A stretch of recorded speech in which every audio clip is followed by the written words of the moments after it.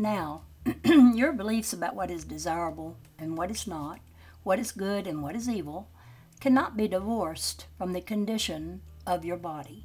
Your own ideas of values can help you achieve good health or bring about disease, can bring into your experience success or failure, happiness or sadness. Yet each of you will interpret that last remark in line with your own value system. You will have definite ideas about what success or failure means, or what good or evil is. Your own value system, then, is built up of your beliefs about reality, and those beliefs form your experiences. Suppose you believe that to be good, you must try to be perfect. You may have been told or read that the Spirit is perfect, and hence thought that your duty was to reproduce that perfect Spirit in flesh as best you could. To this end, you attempt to deny all imperfect thoughts and emotions. Your own negative thoughts appall you. You may believe also what I have told you, that your thoughts create your reality, so you become all the more frightened, at mental or actual expressions of an aggressive nature. You may be so concerned about hurting someone else that you hardly dare move.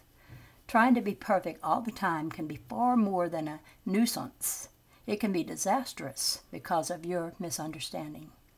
The word perfect holds many pitfalls. In the first place, it presupposes something completed and done beyond change, and so beyond motion, further development, or creativity. The Spirit is always in a state of becoming, ever-changing, subtle, and in your terms, without end, as it was and is without a point of beginning.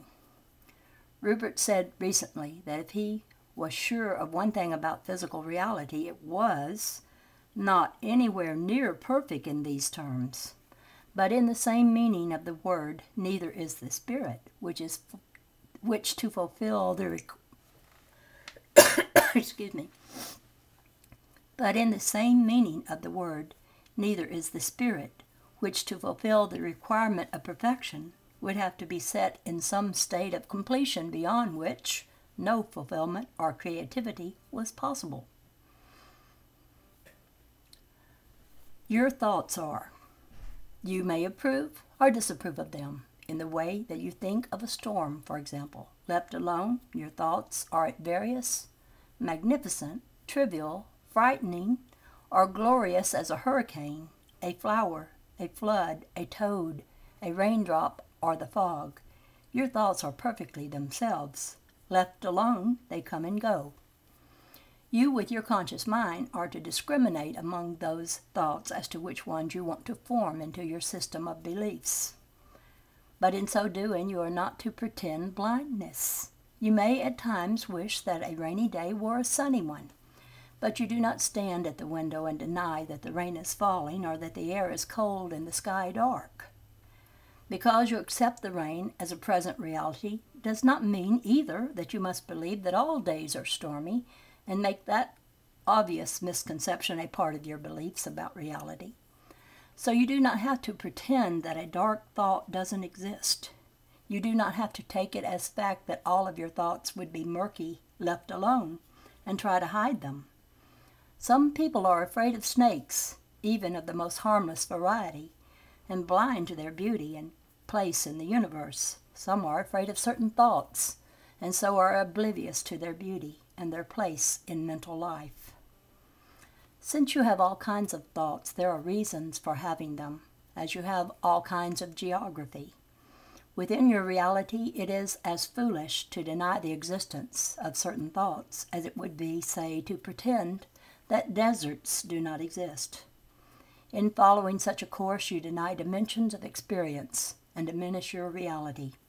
This does not mean that you have to collect what you think of as negative thoughts any more than it means that you should spend a month in a desert if you do not like them, period. It does mean that within nature, as you understand it, nothing is meaningless or to be pretended out of existence. That will do. Now you may end the session or take a break if you prefer.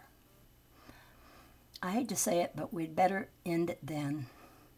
Then I will add, I told you there would be no trouble with the book. Tell Rupert I said so, but who listens to me, though he is listening better lately and on the right track. I wish you a hearty good evening.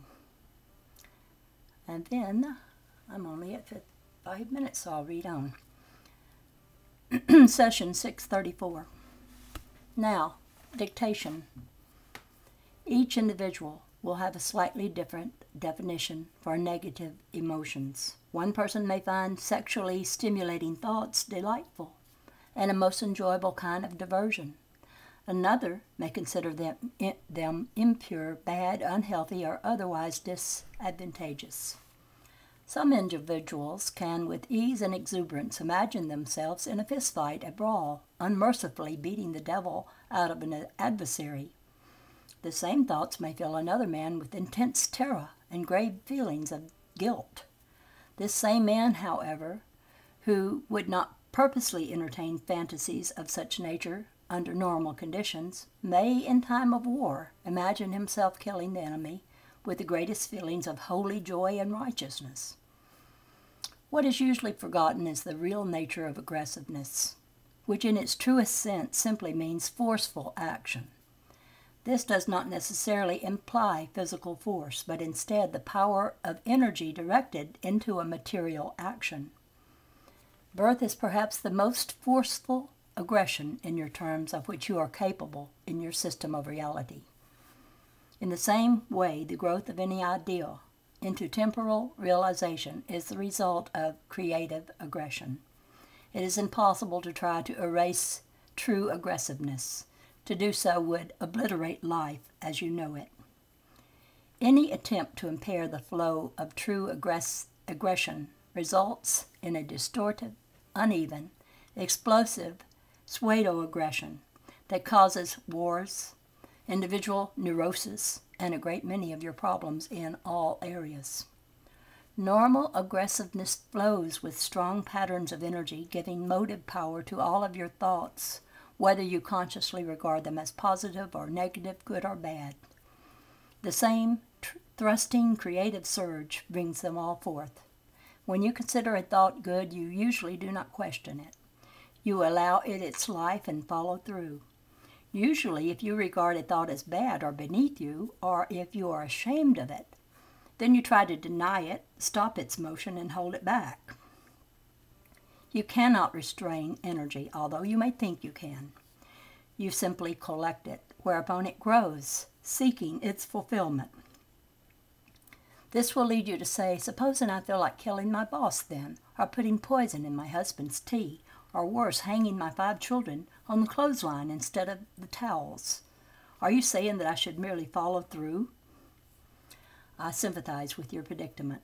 The fact is that before being assailed by what may seem to be such terrifying, unnatural ideas, you have already blocked off an endless variety of far less drastic ones, any of which you could have expressed quite safely and naturally in daily life. Your problem then is not how to deal with normal aggressiveness, but how to handle it when it has remained unexpressed, ignored, and denied over a long period of time. Later in this book, we will deal specifically with methods to that end. Here, I simply want to point out the difference between healthy natural aggressiveness and the explosive, distorted emergence of repressed aggression. You will each have to discover for yourself those areas in which you strongly repress your thoughts, for many energy blockages will be found there. All of this will be covered in the later section. For now, consider this blocked energy. Consciously, most people are already afraid of it. They did not repress it because they considered it good. When I use the word repressed, I do not mean forgotten or shoved into the unconscious or beyond reach. You may pretend that such material is hidden, but it is quite within your conscious awareness. You have only to honestly look for it and organize what you find. Lost my place. It is very possible to see such information and not see it at the same time simply because you do not add all of the data together. No one can make you do that, of course. To do it, you must have a sense of courage and adventuresomeness. and tell yourself that you refuse to be cowed by ideas that after all belong to you, but are not you. Now, it is often said that man believes in devils because he believes in gods. The fact is that man began to believe in demons when he started to feel a sense of guilt. The guilt itself arose with the birth of compassion. Animals have a sense of justice that you do not understand, and built into that innocent sense of integrity there is a biological compassion, understood at the deepest cellular levels.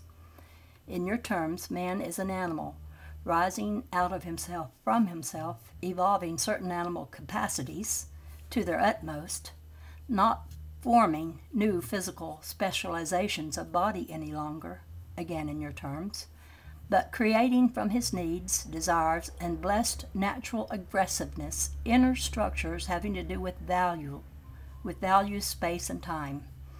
To varying degrees, that same impetus resides throughout all creaturehood. Such a task meant that men must break out of the self-regulating, precise, safe, and yet limiting aspects of instinct. The birth of conscious mind, as you think of it, meant that the species took upon itself free will. Built-in procedures that had beautifully sufficed could now be superseded. They became suggestions instead of rules. Compassion rose from the biological structure up to emotional reality. The new consciousness accepted its emerging triumph, freedom, and was faced with responsibility for action of a conscious level and with the birth of guilt. A cat playfully killing a mouse and eating it is not evil. It suffers no guilt. On biological levels, both animals understand. The consciousness of the mouse, under the innate knowledge of impending pain, leaves its body. The cat uses the warm flesh. The mouse itself has been hunter as well as prey, and both understand the terms in ways that are very difficult to explain. At certain levels, both cat and mouse understand the nature of the life energy they share and are not, in those terms, jealous for their own individuality. This does not mean they will not struggle to live, but that they have a built-in unconscious sense of unity with nature in which they know they will not be lost or immersed. Man, pursuing his own way, chose to step aside of that framework on a conscious level. The birth of compassion then took the place of the animal's innate knowledge. The biological compassion turned into emotional realization. The hunter, freed more or less from animal courtesy, would be forced to emotionally identify with his prey. To kill is to be killed. The balance of life sustains all. He must learn on a conscious level then what he knew all along. This is the intrinsic and only real meaning of guilt and its natural framework. You are to preserve life consciously, then as the animals preserve it unconsciously. Okay, I'm going to skip this part. You may take your break. Now, the interpretations and uses to which this quite natural guilt has been put are horrendous. Guilt is the other side of compassion. Its original purpose was to enable you to empathize on an aware level with yourselves and other members of creaturehood, so that you could consciously control what was previously handled on a biological level alone. Guilt in that respect, therefore, has a strong natural basis, and when it is perverted, misused, or misunderstood, it has that great terrifying energy of any runaway basic phenomena. If you think you are guilty because you read one kind of book or another, or entertain certain thoughts, then you run particular risk. If you believe something is wrong, then, in your experience, it will be, and you will consider it negative. So you will collect an unnatural guilt, one that you do not deserve but accept and so create. You will not usually form a creation of it of which you are proud. If you believe firmly in poor health, you may use this repressed energy to attack the physical organ. A gallbladder may become bad. According to your own belief system, you may trust the integrity of your body and instead project this guilt out upon others, onto a personal enemy, or a particular race, creed, or color. If you are religious-minded and fundamental in your beliefs, you may blame a devil who causes you to behave in such and such a manner. As the body creates antibodies to regulate itself, so you will set up mental and emotional antibodies, certain thoughts that are good, to protect you from the fantasies or ideas that you consider bad. If its built-in instincts are left alone, the body is basically self-regulating. It does not kill off all red blood cells if there are too many of them at a given time. It has better sense. But in your fear of negative thoughts, you often attempt to deny all normal aggressiveness, and at the first glimpse of it, bring up your mental antibodies prepared for action. In so doing, you try to repudiate the validity of your own experience. If you do not feel your individual reality, then you can never realize that you form it, and so can change it. It is this denial of experience and the energy blockages involved that build up the accumulation of unnecessary, unnatural guilt. The body itself cannot understand these blocked messages. I'm about to use up my battery, or my time on my camera, but I'm going to put something over in the description bar of a man who had repressed thoughts he had about his father, and he's talking about it on TED Talks. It's really good, and it really very well illustrates what this chapter that I'm reading is all about. So be sure to check that out because it's really good. And well, it's still going, so I'll see if I can read it a little more. It is this denial of experience and the energy blockages involved that build up the accumulation of unnecessary, unnatural guilt.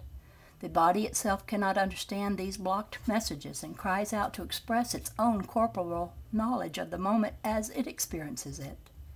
You mentally shout in such situations that you do not feel what you feel. Over a period of time, the conscious mind, because of its position, can override the body's messages, yet the backed-up accumulation of energy will seek outlet.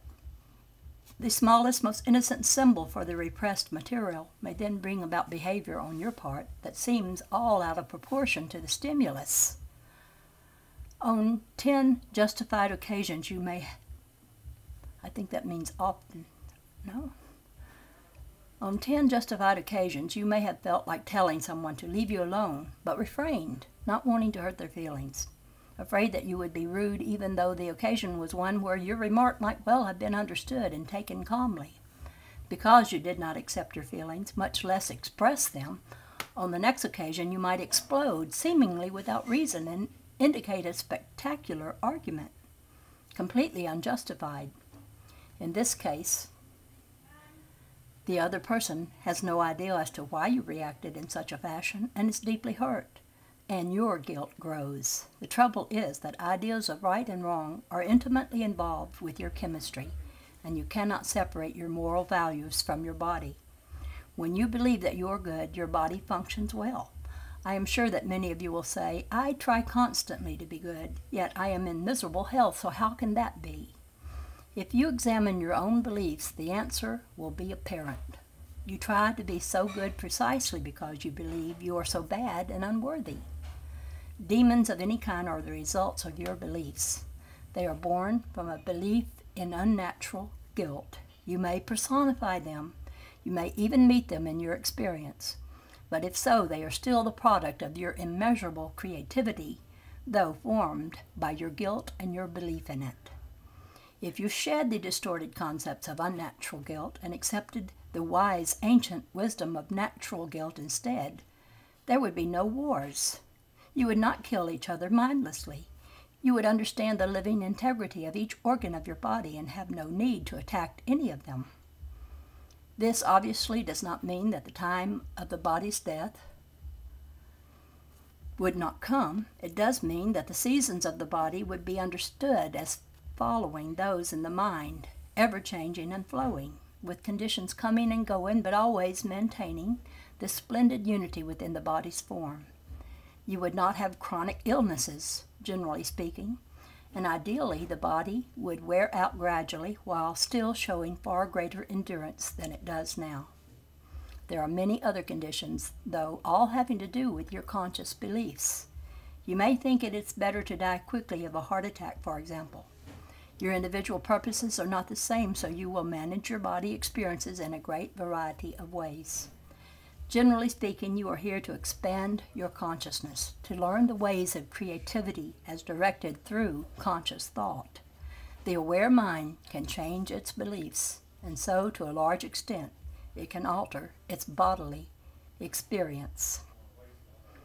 Natural guilt, then, is the species manifestation of the animal's unconscious corporal sense of justice and integrity.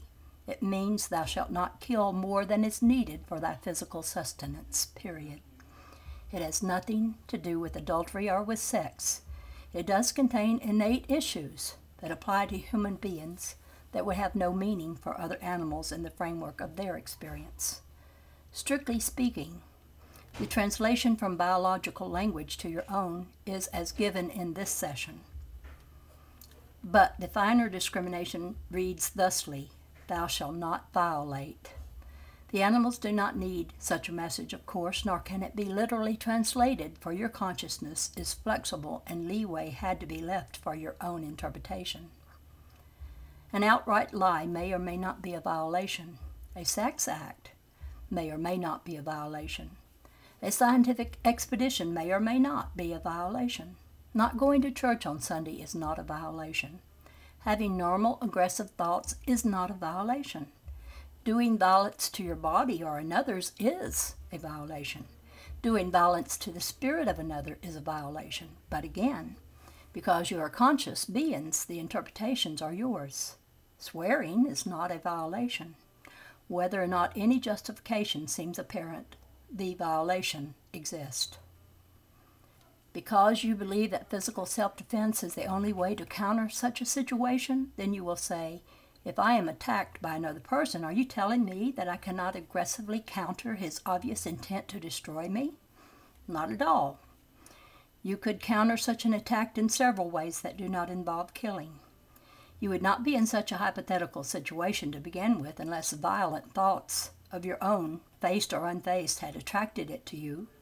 But once it is a fact, and according to the circumstances, many methods could be used.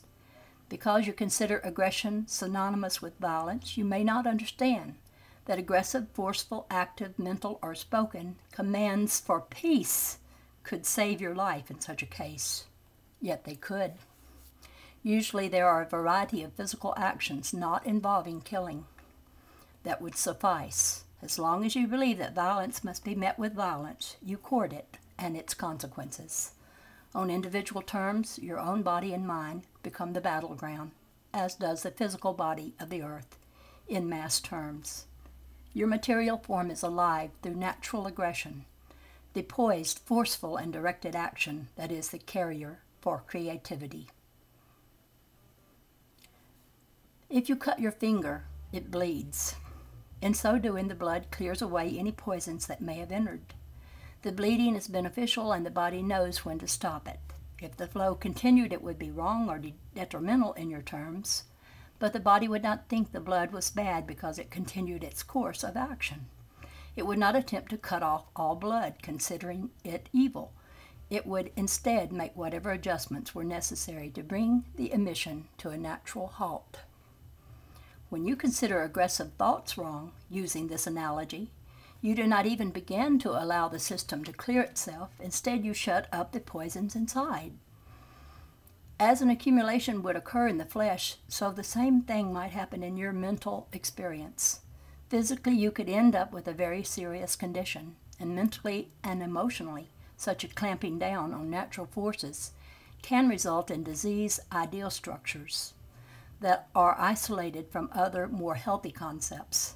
These can be like growths, not lacking oxygen, for example, but free access and flow with other portions of your conscious experience. You will now end the session. My heartiest regards to you both, and a fond good evening. Okay, I do have a little time left on here. I thought it was going to tick away. Be sure to look at that video because it's really very good. It's a man talking about going to a psychic and being told something that he thought was rather silly, but then finding out that it made a lot of sense and it relieved him of some very terrible pain he had been having in his back. So be sure to listen to that. I will remember to put it over in the description bar. And this is the Death Lady, over and out for now.